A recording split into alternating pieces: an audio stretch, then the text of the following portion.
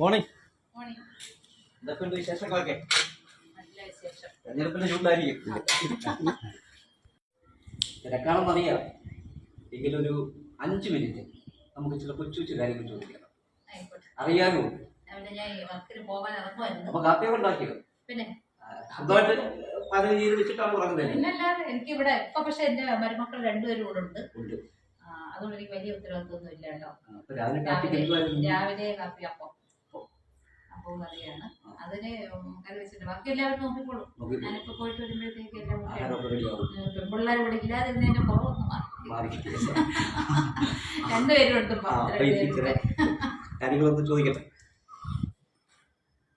തെരഞ്ഞെടുപ്പും അതിന്റെ ചൂടും ഒക്കെ നടക്കണം. അപ്പൊ ഈ കോടതി കാര്യങ്ങളൊക്കെ എപ്പോൾ പോകും? കോടതിയില് ഇപ്പൊ കുറച്ച് ദിവസമായിട്ട് ഞാൻ പോകുന്നില്ല. കാരണം ഓഫീസിൽ ഞങ്ങൾ 3-4 വക്കീലന്മാർ ചേർന്നൊരു ഓഫീസാണ് എടുത്തിട്ടുള്ളത്. ഞാനൊരു ദിവസം ഇല്ലെങ്കിലും അവർ നോക്കിക്കോളും. അവർക്ക് ഇതുപോലെ ഒരു ആവശ്യം വരുന്ന സമയത്ത് ഞാനും അങ്ങനെ തന്നെ ആയിരിക്കും. അപ്പോൾ ഞങ്ങൾ കൂട്ടായിട്ടുള്ളതായതുകൊണ്ട് എല്ലാ കോടതിയിലുള്ള കേസുകൾ എല്ലാവരും കൂടെ കൈകാര്യം ചെയ്യും. അക്കാലത്തിരുന്നത് നമ്മൾ ഓരോരുത്തരാണെന്നേ ഉള്ളൂ.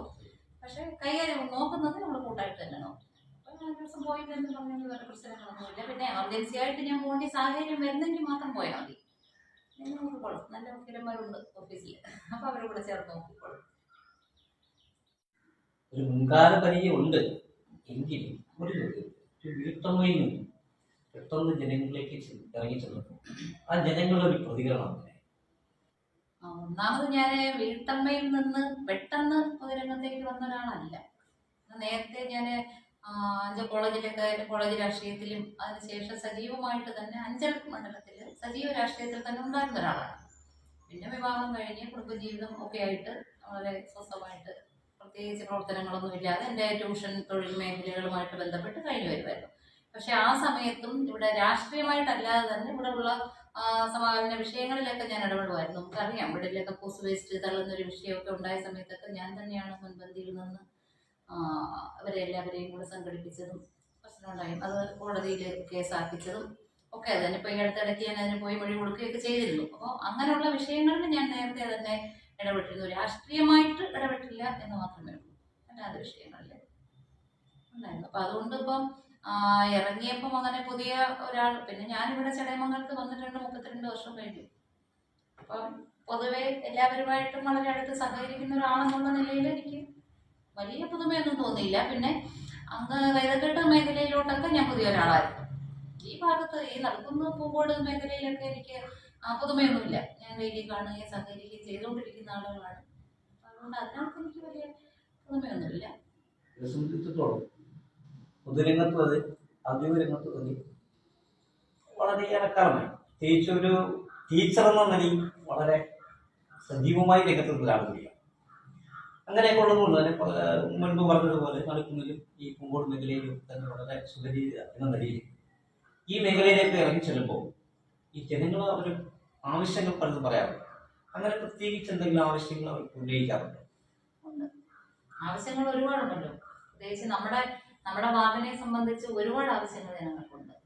വഴി സൗകര്യം, വെള്ളത്തിന്റെ സൗകര്യമുണ്ട്. ഈ കോളനി ഭാഗത്തൊക്കെ പൈപ്പ് ലൈൻ വലിച്ചിട്ടിട്ട് കുറെ 1.5 വർഷമായി. ഇതുവരെ കണക്ഷൻ കൊടുത്തിട്ടില്ല. എല്ലാ വീട്ടിന്റെയും മുറ്റത്ത് ഇങ്ങനെ പൈപ്പ് കൊണ്ടുവന്ന് മീറ്റർ സഹിതം വച്ചിരിക്കുകയാണ്. പക്ഷെ ഇതുവരെ കണക്ഷൻ കൊടുത്തിട്ടില്ല. അവർക്ക് വെള്ളമില്ല.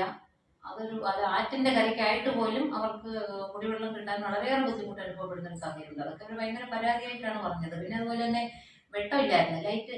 സ്ട്രീറ്റ് ലൈറ്റുകളൊന്നും കത്തുന്നില്ലായിരുന്നു. അതൊരു വലിയ പരാതിയായിട്ടാണ്. പ്രത്യേകിച്ചും പന്നി ഒക്കെ വെളുപ്പിന് റബ്ബർ വെട്ടാൻ പോകുന്ന സ്ഥലത്തൊക്കെ പന്നിയുടെ ശല്യം ഭയങ്കര രൂക്ഷമായിട്ടുള്ളത് കൊണ്ട് വെട്ടമില്ലായ്മ അവരൊരു പ്രശ്നമായിട്ട് പറഞ്ഞിരുന്നു.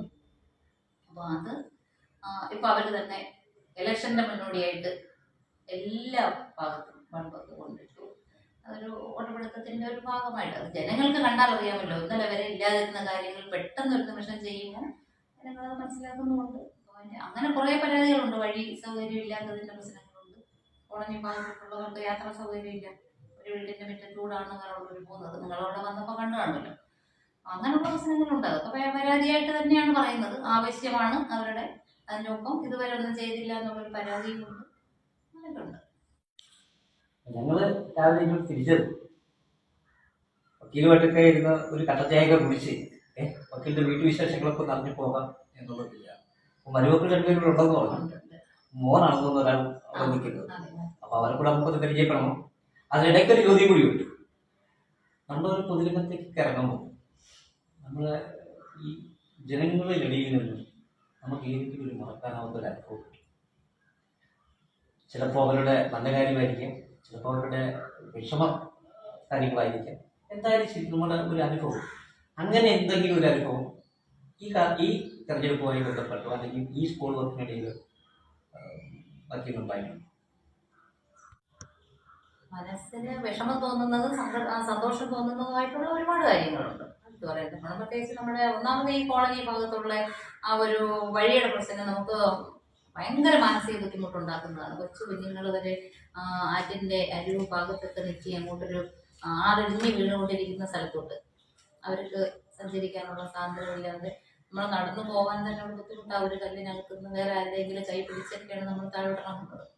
അപ്പോൾ അത് നമുക്ക് വളരെയേറെ വിഷമമുണ്ടാക്കിയ ഒരു സംഭവമാണ്. നമുക്ക് വേണമെങ്കിൽ പിന്നെ അതുപോലെ തന്നെ പൂക്കോട് ഭാഗത്തൊക്കെ ചില വീടുകൾ കണ്ടിട്ട് വേണമെങ്കിൽ കൊടുക്കാമായിരുന്ന വീട്, കാരണം ആദ്യത്തെ ലിസ്റ്റിൽ തന്നെ വരേണ്ടിയിരുന്ന ചില വീടുകൾ കൊടുത്തിട്ടില്ല എന്നുള്ളത്. കാരണം അവരുടെ ആ വീടും അവരുടെ ആ ഒരു താമസവും ഒക്കെ കാണുമ്പോൾ നമുക്ക് വലിയ വിഷമം തോന്നിയിട്ടുണ്ട്. എനിക്ക് എന്തെങ്കിലും ഇപ്പം മെമ്പറായിട്ടുള്ളതല്ലാതെ തന്നെ എനിക്ക് എന്തെങ്കിലും ചെയ്യാൻ കഴിയുമായിരുന്നെങ്കിൽ ചെയ്യാമായിരുന്നു എന്ന് തോന്നുന്ന പിന്നെ സാമ്പത്തികമായിട്ട് ഞാൻ അത്ര ഭയങ്കരമായിട്ട് മെച്ചപ്പെട്ട നിലയിലല്ലേ വേറൊരാൾക്ക് ഒരു വീട് വെച്ച് കൊടുക്കാൻ തക്കമുള്ള രാഷ്ട്രീയ കാര്യങ്ങളൊന്നും എനിക്കില്ലാത്തത് കൊണ്ട് അതിന് മുന്നിട്ട് ഞാൻ ഇറങ്ങിയില്ല എന്നുള്ളതേ ഉള്ളൂ. പക്ഷേ അത് നമുക്ക് മനസ്സിന് വലിയ വിഷമം തോന്നാൻ തക്കമുള്ള പല കാര്യങ്ങളും ഉണ്ടായിട്ടുണ്ട്. പിന്നെ എടവക്കോട് ഭാഗത്ത് കഴിഞ്ഞ തവണ ഒരു മരം ഞാൻ മുറിച്ചു കൊടുത്തിരുന്നു. മുറിച്ചു കൊടുത്തെന്ന് പറഞ്ഞാൽ അവിടെ 40 വർഷം കൊണ്ട് അവിടെ അവരൊരു പാല മുറിക്കാൻ വേണ്ടിയിട്ട് അവരവിടെ ശ്രമിച്ചുകൊണ്ട് പല സ്ഥലങ്ങളിലും പരാതി കൊടുക്കുകയും ഒക്കെ ചെയ്തിരുന്നതാണ്. പക്ഷേ 40 വർഷമായിട്ട് അതവർക്ക് സാധിച്ചെടുക്കാൻ പറ്റിയില്ലായിരുന്നു. പക്ഷെ ഞാനത് അവിടെ ചെന്നിട്ട് അവരുമായിട്ട് സംസാരിച്ചു. അത് അവരുടെ ബുദ്ധിമുട്ടൊക്കെ മനസ്സിലാക്കിയതിന് ശേഷം കോടതിയുടെ ഉത്തരവ് വഴിയാണ് കഴിഞ്ഞ ഇലക്ഷൻ കഴിഞ്ഞിട്ട് ആണ് ഞാനത് മുറിച്ചത്. അതിന്റെ പേരിൽ വോട്ട് പിടിക്കാനുള്ള ഇലക്ഷന് മുമ്പേ നമുക്ക് ഓർഡർ കിട്ടിയായിരുന്നു. ഓർഡർ കിട്ടിയെങ്കിലും ഇലക്ഷനോടനുബന്ധിച്ചുള്ള സാഹചര്യങ്ങളിൽ ഉദ്യോഗസ്ഥർക്കുള്ള ചില അസൗകര്യങ്ങൾ നിമിത്തം അത് മുറിക്കാൻ താമസിച്ചു. എന്നാൽ പോലും ഞാനിപ്പം പരാജയപ്പെട്ടുപോയി, കഴിഞ്ഞ ഇലക്ഷന് പരാജയപ്പെട്ടുപോയെങ്കിൽ പോലും അതെനിക്ക് ചെയ്തു കൊടുക്കാൻ കഴിഞ്ഞു. അപ്പോൾ അതിന്റെ താഴ്ചയിൽ താമസിക്കുന്ന ആളുകൾക്ക് ആ പാല പങ്കുകൊണ്ട് ഭയങ്കര ബുദ്ധിമുട്ടായിരുന്നു. കാറ്റൊക്കെ ഉണ്ടാകുന്ന സമയത്ത് അവർക്ക് വീട്ടിൽ നിന്ന് ഇറങ്ങി മാറി നിൽക്കേണ്ട ഒരു സാഹചര്യം ഉണ്ടായിരുന്നു. അപ്പോൾ 40 വർഷം കൊണ്ട് അവരെ ശ്രമിച്ചുകൊണ്ടിരുന്ന ഒരു കാര്യം പെട്ടെന്നൊരു ദിവസം കോടതിയുടെ ഉത്തരവ് വഴി ഞാനത് ചെയ്തു കൊടുക്കാൻ കഴിഞ്ഞു എന്ന് പറഞ്ഞാൽ എനിക്ക് ഭയങ്കര ചാരിതാർത്ഥ്യം, ഭയങ്കര സന്തോഷമുള്ളൊരു കാര്യമാണ്. ഒരു കുറേ വീടുകൾക്ക് വേണ്ടിയിട്ടാണ് ചെയ്തു കൊടുക്കാൻ കഴിഞ്ഞു. അപ്പം ഇനി അങ്ങോട്ടായാലും ഒരു മെമ്പർ എന്നുള്ള നിലയിലല്ലാതെ തന്നെ നിയമപരമായിട്ട് ഒരുപാട് കാര്യങ്ങൾ ചെയ്തു കൊടുക്കാൻ കഴിയുന്നു. പിന്നെ ഇപ്പം എനിക്ക് ഭയങ്കര വിഷമമായിട്ട് തോന്നിയ ഒരു കാര്യം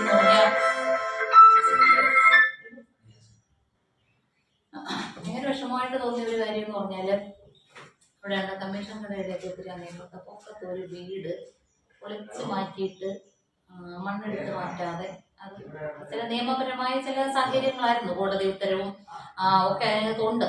പക്ഷെ അവർക്ക് അനുകൂലമായിട്ടൊരു വിധി ഉണ്ടായിരുന്നിട്ട് പോലും അത് സാധിച്ചെടുക്കാൻ അവർക്ക് കഴിഞ്ഞിട്ടില്ല. ഞാൻ അവരുമായിട്ട് ബന്ധപ്പെട്ടിരുന്നു, വേണ്ട കാര്യങ്ങളൊക്കെ സംസാരിച്ചിരുന്നു. അവരുടെ ഒരു ക്യാൻസർ പേഷ്യൻ്റ് കൂടിയാണ്. ആ ഒരു വസ്തു സംബന്ധമായിട്ടുള്ള പ്രശ്നത്തിൽ അവരുടെ ഭർത്താവ് പെട്ടെന്നുള്ള ഷോക്കിൽ മരിച്ചുപോയി. കഴിഞ്ഞ ഇലക്ഷൻ ഞങ്ങൾ ചെല്ലുമ്പോൾ വീട്ടിന് മുറ്റത്ത് ഒരു സിറ്റ് ഔട്ടിൽ കസേരയിട്ടിരുന്ന ഒരു മനുഷ്യനാണ്. ഇപ്പോൾ ഈ ഒരു സാഹചര്യം കൊണ്ട്, പക്ഷെ അത് ഉത്തരവാദിത്തപ്പെട്ടവർക്ക് വേണമെങ്കിൽ എന്തെങ്കിലുമൊക്കെ ചെയ്യാമായിരുന്ന ഒരു വിഷയമായിരുന്നു, അത് ചെയ്തില്ല. അപ്പോൾ അവിടെ ഒരു മരണവും ആ താത്തയുടെ ഒരു രോഗവും ആ വീടിന്റെ കട്ടളയും എല്ലാം ഒക്കെ പൊളിച്ച് മാറ്റിയിട്ട് ബാക്കിയൊന്നും ചെയ്യാൻ പറ്റാതെ പോയ ചില സാഹചര്യങ്ങളൊക്കെ കണ്ടപ്പോൾ എനിക്ക് മനസ്സിന് ഭയങ്കര വിഷമം തോന്നി. പക്ഷേ നിയമപരമായിട്ട് അതിനൊരു സൊല്യൂഷൻ ഞാൻ അവർക്ക് പറഞ്ഞു കൊടുത്തിട്ടുണ്ട്. ഇലക്ഷൻ കഴിഞ്ഞതിന് ശേഷം അതിനകത്ത് ബന്ധപ്പെട്ട് വേണ്ട കാര്യങ്ങൾ ചെയ്യാമെന്ന്. കാരണം അവർക്ക് സാമ്പത്തിക പ്രശ്നങ്ങളുണ്ട്, കോടതി വഴി അത് കേസ് നടത്തുന്നതിന് ബുദ്ധിമുട്ടുണ്ട്. അപ്പം ഞാൻ പിന്നെ ലീഗൽ സർവീസ് അതോറിറ്റിയുമായിട്ട് ബന്ധപ്പെട്ട് സൗജന്യ നിയമ സേവനം ചെയ്യുന്ന കൂട്ടത്തിൽപ്പെടുന്ന ആ ഗ്രൂപ്പിൽ അംഗമായിട്ടുള്ള ഒരു അഡ്വക്കേറ്റാണ്. അപ്പോൾ എനിക്കൊരു അത് ആ വിഷയത്തിനകത്തൊരു മെമ്പറിന് ഒന്നും ചെയ്യാൻ പറ്റത്തില്ല. മെമ്പർ എന്നുള്ള നിലയിലല്ലാതെ അഡ്വക്കേറ്റ് എന്നുള്ള നിലയിൽ അവരുടെ കയ്യിൽ നിന്ന് പൈസ വാങ്ങിക്കാതെ തന്നെ കേസ്, അതായത് ലീഗൽ സർവീസ് അതോറിറ്റിയിൽ അവർ വന്നൊരു അപേക്ഷ തന്നാൽ മതി, അതുവഴി ആ പ്രശ്നത്തിന് ഒരു പരിഹാരം ഉണ്ടാക്കി കൊടുക്കാൻ എനിക്ക് കഴിയും. അപ്പോൾ അത് ചെയ്തു കൊടുക്കാമെന്ന് ഞാൻ പറഞ്ഞിട്ടുണ്ട്. അങ്ങനെ കുറേ അത് പക്ഷേ എനിക്ക് ഭയങ്കര വിഷമം തോന്നിയൊരു സന്ദർഭമാണ്. അവർ ഞാൻ ഫോണിൽ വിളിച്ചിട്ട് അവരുടെ സംസാരമൊക്കെ കേട്ടിട്ട് നമുക്കൊന്ന് സഹിക്കാൻ ബുദ്ധിമുട്ട് തോന്നിയ ഒരു വിഷയമാണ്. നേരത്തെ ഞാൻ അറിഞ്ഞിരുന്നില്ല അങ്ങനെ ഒരു വിഷയം. കോടതി ഉത്തരവ് ഉണ്ടായിരുന്നെങ്കിൽ പോലും ഇതിങ്ങനെയാണ് ഇതിൻ്റെ അവസ്ഥ കിടക്കുന്നത്. പൊളിച്ചുകൊണ്ടിരുന്നപ്പോൾ ഞാൻ കരുതിയത് പൊളിക്കുമായിരിക്കും എന്നാണ്. പക്ഷെ അതിനകത്ത് വേറെ കുറേ പ്രശ്നങ്ങൾ വന്നു. അതെനിക്ക് മനസ്സിന് വളരെയേറെ വിഷമം തോന്നിയായിരുന്നു. അപ്പോൾ മരുമക്കളൊക്കെ അമ്മയെ സഹായിക്കാൻ അടുക്കളയിൽ തിരക്കായിരിക്കും. പിന്നെ മറ്റ് വിശേഷങ്ങളായിട്ട് വീട്ടുവിശേഷങ്ങളായിട്ട് എന്തെങ്കിലും നമുക്ക് പരിചയപ്പെടുത്താറുണ്ടോ? വീട്ടുവിശേഷങ്ങൾ എല്ലാവരും സുഖമായിട്ടിരിക്കുന്നു. പിന്നെ മക്കൾ രണ്ടുപേരും മരുമക്കളുണ്ട്. അങ്ങനെ എൻ്റെ കല്യാണം കഴിഞ്ഞിട്ട് ഇപ്പോഴാണ് രണ്ടു കൂട്ടരെയും കൂടെ ഒരുമിച്ച് എനിക്ക് കിട്ടിയത്. മൂത്തയാളിൽ ഒരു ചെറിയ സർജറി ഉണ്ടായിരുന്നു, അതുമായിട്ട് ബന്ധപ്പെട്ട് അവർ കുറച്ച് ദിവസം കൊണ്ട് ഇവിടെ ഉണ്ട്.